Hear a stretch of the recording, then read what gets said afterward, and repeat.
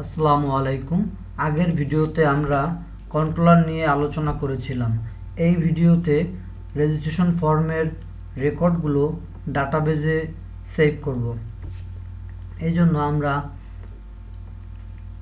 View page থেকে ডাটাবেজে data পাঠানোর জন্য যে প্রসেসিংটা আছে সেটা সম্পর্কে একটু জানব।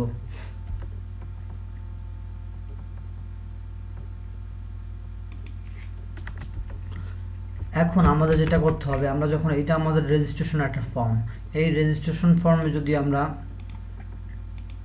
যখন আমরা এই সাবমিট বাটনে ক্লিক করব তখন যে কাজটা হবে দেখেন, এই ফর্মেরই মধ্যে একটা অ্যাকশন আছে। এই অ্যাকশনের request dot get parameter get context path, এটার মাধ্যমে আমরা ডাটাগুলো পাঠাবো। এখানে আমাদের একটা ইউআরএল দিতে হবে, সেভ হবে।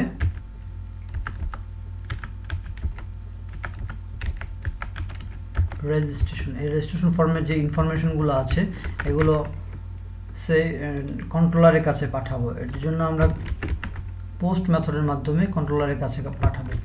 দেন এর জন্য আমরা এখানে একটা ইউআরএল তৈরি করলাম। দেন আমরা এখন কন্ট্রোলারে যাব। কন্ট্রোলারে গিয়ে আমাদের এই যে ইউজার কন্ট্রোলারে আসলাম।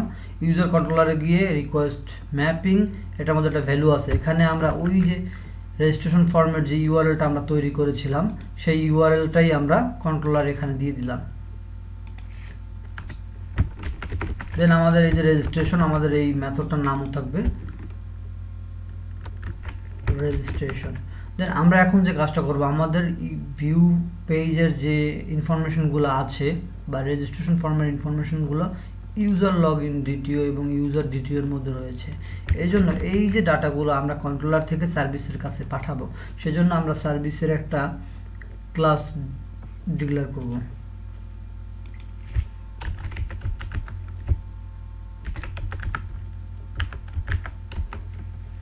আমরা একটা সার্ভিস ক্লাস তৈরি করলাম। দেন এখানে আমরা এই ইউজার সার্ভিস ক্লাসটাকে আমরা সার্ভিস ক্লাসে রূপান্তর করব। এই জন্য আমরা সার্ভিস একটা অ্যানোটেশন ইউজ করলাম। দেন আমরা ট্রানজ্যাকশনাল আরেকটা অ্যানোটেশন ইউজ করব। ট্রানজ্যাকশনালের কাজটা হচ্ছে, যখন ডাটা সেভ করব তখন অনেক প্রবলেম দেখা দিতে পারে। যেমন অর্ধেক ডাটাবেজে সেভ হলো, বাকি অর্ধেক সেভ হয়নি। অনেক সময় সার্ভারে প্রবলেম হতে পারে। অনেক সময় সেভ করার সময় দেখা যায় কারেন্ট চলে গেছে, ইন্টারনেট সমস্যা সৃষ্টি হয়েছে। তো ওই টাইমে তখন অর্ধেক ডাটা সেভ হবে, আবার অর্ধেক ডাটা সেভ হয় নাই। তো এই ধরনের এতে আসলে প্রবলেম সৃষ্টি হয়। এই জন্য ট্রানজ্যাকশনাল ব্যবহার করে আমরা যে কাজটা করতে পারি সেটা হচ্ছে একটা প্যাকেটিং আকারে সেই ডাটাগুলো ডাটাবেজে পাঠাবে। এই জন্য আমরা ট্রানজ্যাকশনটা ব্যবহার করে থাকি।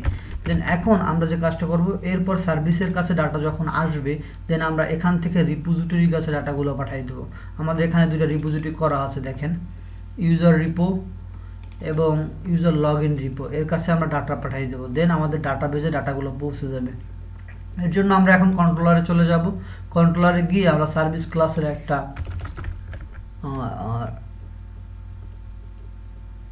রেফারেন্স অবজেক্ট তৈরি করব।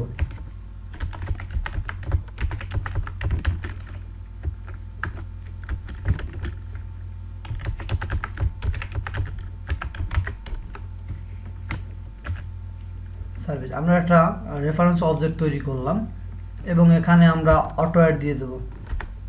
অ্যানোটেশনটা আমরা দিয়ে দেবো অটো অ্যাড। এখন আমরা অটো অ্যাডটা কেন ইউজ করলাম এটা সম্পর্কে একটু জানবো। দেখেন, আমরা যদি অটো অ্যাডটা ইউজ না করতাম তাহলে কি হতো। আমাদের এখানে নিউ কিওয়ার্ড দিয়ে একটা ইউজার নিউ কিওয়ার্ড দিয়ে একটা অবজেক্ট তৈরি করতে হয়েছে এখানে। এখন আমরা যখন নিউ কিওয়ার্ড দিয়ে অবজেক্ট তৈরি করলাম, তখন এই যে ইউজার সার্ভিস যে অবজেক্টটা, এই অবজেক্টটা কন্ট্রোলার ক্লাসের উপরে ডিপেন্ডেন্ট হয়ে গেল। অন্যদিকে স্প্রিং ফ্রেমওয়ার্কের মূল ফিচার হলো ডিপেন্ডেন্সি ইনজেক্ট করা এবং প্রত্যেকটা ডিপেন্ডেন্সিকে রিমুভ করে। ডিপেন্ডেন্সিগুলো যখন রিমুভ হয় তখন কোডগুলোকে লুজলি কাপল বিহেভিয়ার প্রদান করে।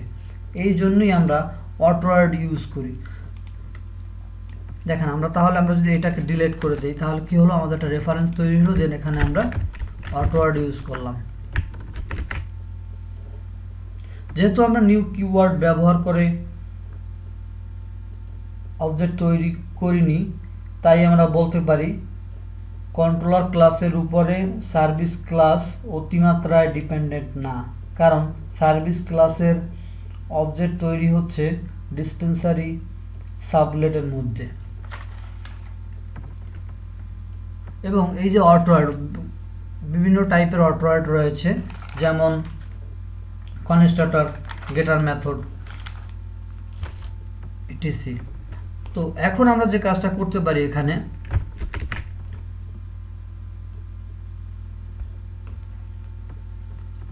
এখন আমরা এই কন্ট্রোলার থেকে ডাটাগুলো আমরা সার্ভিস ক্লাসে পাঠাবো। সেজন্য আমাদের যেটা করতে হবে, আমরা একটা মেথড ডিক্লেয়ার করব। দেখেন,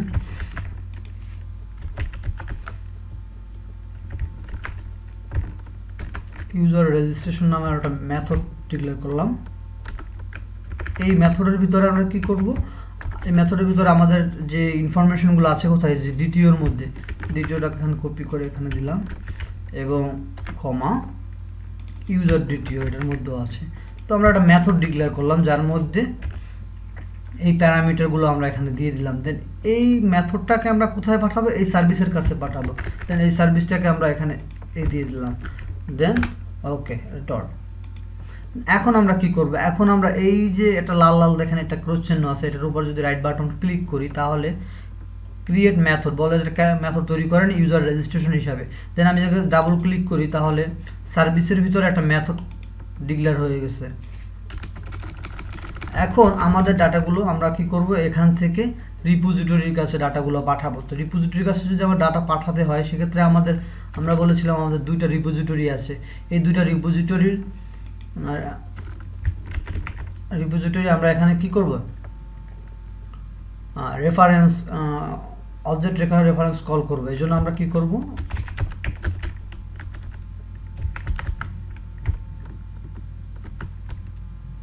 ইউজার রিপো, এটার অ্যানোটেশন ইউজ করলাম, অটোয়েট। আমাদের আরেকটা রিপোজিটরি কি আছে, ইউজার লগইন রিপো।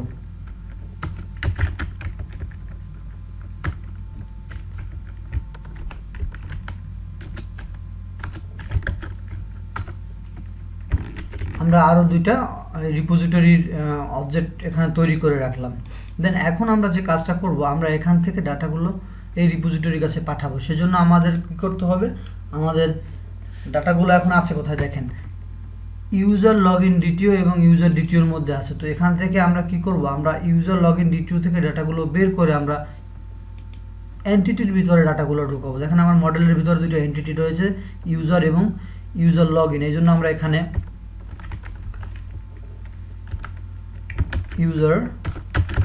ইউজারের একটা অবজেক্ট তৈরি করব। দেন ইউজার লগইনের একটা অবজেক্ট তৈরি করব। এখন আমরা একটা বিন ইউটিলস ইউজ করব। বিন ইউটিলস স্প্রিং ফ্রেমওয়ার্কের জন্য ডট কপি প্রপার্টিস, আমরা এটা নিয়ে নিলাম। দেন এখানে আমরা কি করব, আমরা সোর্স হিসাবে কি আমাদের ইউজার দ্বিতীয়, এই যে ইউজার দ্বিতীয় এটা হলো আমাদের সোর্স। দেন এই সোর্সটা আমরা এখানে দিয়ে দিলাম। আর আমাদের টার্গেট হচ্ছে এই যে ইউজার, দেন আমরা ইউজারে রাখলাম। দেন এখন আমরা কি করব, আমরা অলরেডি আমাদের ডাটাগুলো এই যে বিন ইউটিলসের মধ্যে রাখলাম। দেন এখন আমরা এই ডাটাগুলোকে আমরা এই রিপোজিটরির কাছে ডাটাগুলো পাঠিয়ে দেবো। সেজন্য আমরা যে কাজটা করব, এখানে ইউজার রিপোজিটরি ডট সেভ করে দেব। সেভ এখানে হবে ইউজার।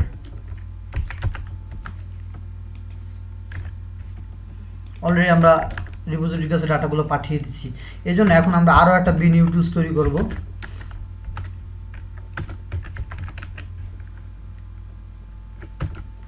এখানে আবার আমাদের সোর্স কি আছে, সোর্স আছে ইউজার দ্বিতীয়। তো ইউজার দ্বিতীয়টাকে আমরা এখানে দিলাম এবং আমাদের ইউজার লগইন এটাকে আমরা টার্গেট হিসাবে এখানে দিলাম। দেন এখন আমরা যে কাজটা করব, দেখেন আমাদের এই যে ইউজারের যে প্রাইমারি কি, এটা আমরা ইউজার লগইনের ফরেন কি হিসাবে এখানে ব্যবহার করব। সেট করে দেবো, সেট ইউজার, এটার মধ্যে ইউজার আমরা দিয়ে দিলাম। দেন এখন আমরা এই যে ডাটাগুলোকে আমরা কি করব, সেভ করে দেবো। কোথায়? ইউজার লগ ইন রিপোর ভিতরে।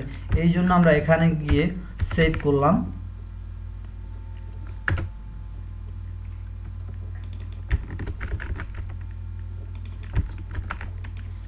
ইউজার লগ ইন আমরা সেভ করে দিলাম। এখন যেটা হবে, এখন যদি আমরা আমাদের ডাটাগুলো অলরেডি ইউজার রিপোজিটরির কাছে আমরা পাঠিয়ে দিয়েছি সার্ভিস থেকে। এখন যদি আমরা এই যে আমাদের প্রজেক্টটাকে যদি রান করি, তাহলে দেখতে পাবেন আমাদের টমক্যাটটাকে আমরা অফ করলাম। দেন প্রজেক্টটাকে আমরা একটু রান ক্লিন করে নিই।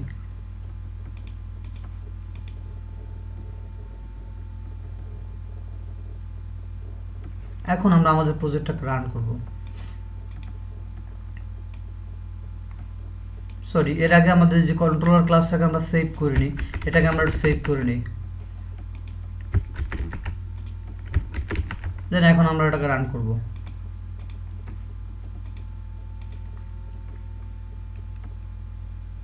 এখন আমরা এই ফাঁকে একটু দেখি আমাদের ডাটাবেসে কিছু আছে কিনা। ডাটাবেসটাকে একটু চেক করে নিই। এখানে গিয়ে আমাদের অনলাইন শপ নামে একটা ডাটাবেস আছে। দেন এটার মধ্যে আমাদের 4টা টেবিল আছে। আমরা যদি এটা ওপেন করে দেখি যে আমাদের ডাটাবেস খালি। হ্যাঁ, এই যে আমাদের ডাটাবেসটা খালি। এখন আমরা যেটা কাজটা করব, আমরা এখানে গিয়ে আমরা তো প্রজেক্টটাকে রান করলাম। এখন আমাদের প্রজেক্টটা ওপেন হয়ে গেল। দেন এখান থেকে আমরা এখন ডাটা পাঠাবো।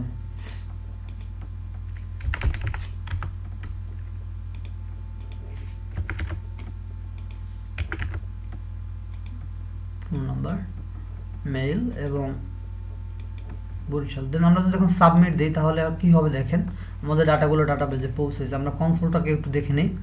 এই যে আমার কনসোলে আমরা এই ডাটাগুলো পাঠাইছি, বরিশাল এবং মেইল, ফোন নাম্বার এবং পাসওয়ার্ড এবং আমার ইমেল আইডি এখানে দিয়ে দিয়েছিলাম, আমার নাম। দেন এখন আমরা যেটা করবো, আমরা ডাটাবেজে গিয়ে যদি একটু দেখি কি হয়। দেখেন এই যে আমাদের ডাটাগুলো ইনসার্ট হয়েছে, আমাদের ইউজার ফর্মের যে ডাটাগুলো আছে সব ইনসার্ট হয়েছে।